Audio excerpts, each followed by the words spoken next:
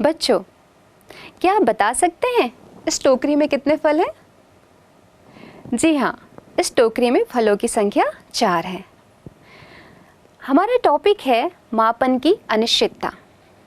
यदि आपसे कहा जाए कि इस कक्षा में कितने कुर्सी हैं या टेबल हैं, या फिर कहा जाए कि पर्स में पैसे रखे हुए हैं, आप गिन के बताइए कि उसमें कितने पैसे हैं, तो आप बड़ी आसानी से उनकी संख्या को गिनकर बता सकते हैं कि उनकी संख्या कितनी है। आप बिल्कुल निश्चय के साथ यह आंकड़े जो है वो प्रस्तुत कर सकते हैं। लेकिन अगर हम देखें कि जब हम बाज़ार जाते हैं और बाज़ार में जाके हम सब्ज़ी लेते हैं, तो जब हम मार्केट में जाते हैं तो हम क्या देखते हैं कि वह दो प्रकार की मशीनें पाई जा रही हैं। एक मशीन है जिसे हाथ से तौला जाता है और तराजू कहा जाता है, और दूसरा है वो है हमारा इलेक्ट्रॉनिक मशीन। अब इन दोनों ही मशीनों के द्वारा जब सामान को तौला जाएगा तो आपको क्या लगता है, इनके आंकड़े एक जैसे आएंगे? नहीं, इसमें कुछ अंतर होगा। तो हम ये देखते हैं कि जब हम इस प्रकार का मापन करते हैं जिसमें हम यंत्रों का उपयोग करते हैं, तो इसमें मापक यंत्रों के द्वारा आंकड़े हमें अलग अलग प्राप्त होते हैं। इस प्रकार हम देखते हैं कि यंत्रों से मापन में त्रुटियां निहित होती हैं।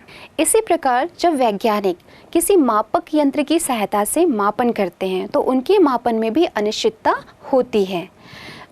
यह मापन की परिशुद्धता मापक यंत्र की यथार्थता पर निर्भर करती है। ऐसे मापन की परिशुद्धता मापक यंत्र की यथार्थता पर निर्भर करती है। जैसे आपने देखा यहाँ पे दो शब्द आए हैं, परिशुद्धता और यथार्थता। तो आइए पहले समझें परिशुद्धता और यथार्थता क्या है। बच्चों, क्या आपने आर्चरी का नाम सुना है? जी हाँ, यह एक खेल है जिसमें धनुष की सहायता से निशाना लगाया जाता है।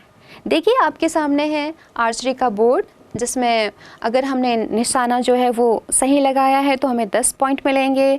अगर थोड़ी दूर है तो 9 and 10 and 7।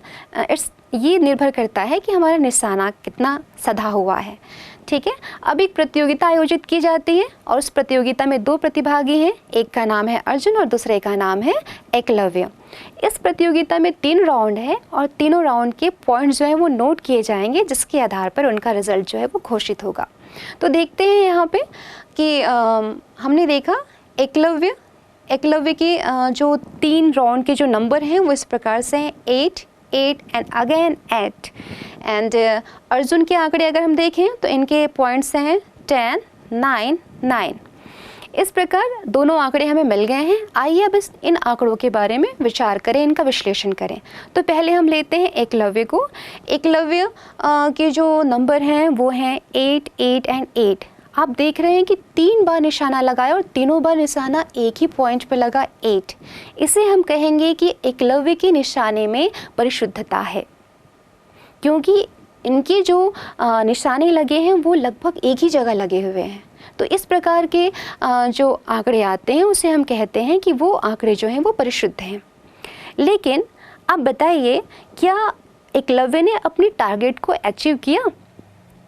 टारगेट था 10, तो हम देखते हैं कि एकलव्य अपने टारगेट से दूर हैं। इसका मतलब ये हुआ कि एकलव्य ने अपना टारगेट अचीव नहीं किया या नहीं कर पाए, और इस प्रकार हम कह सकते हैं कि इनके रिजल्ट में यथार्थता नहीं है, एक्यूरेसी नहीं है। अब देखें दूसरे प्रतिभागी अर्जुन के आंकड़े। तो अर्जुन ने जो मार्क्स लिए हैं एक्सेलेंट 10 9 एंड अगेन 9। तो हम देखते हैं कि अर्जुन ने जो है अपना टारगेट अचीव किया है। इसका मतलब है कि इनके जो रिज़ल्ट हैं, जो परिणाम हैं, उसमें यथार्थता है। साथ ही हम यह देखते हैं कि ये जो नंबर हैं वो जो टारगेट है उसके काफ़ी पास हैं, मतलब इनकी जो निशाने हैं, निशाना में परिशुद्धता भी है। तो इस प्रकार से हम इन आंकड़ों को देख के ये समझ सकते हैं कि परिशुद्धता या यथार्थता क्या है।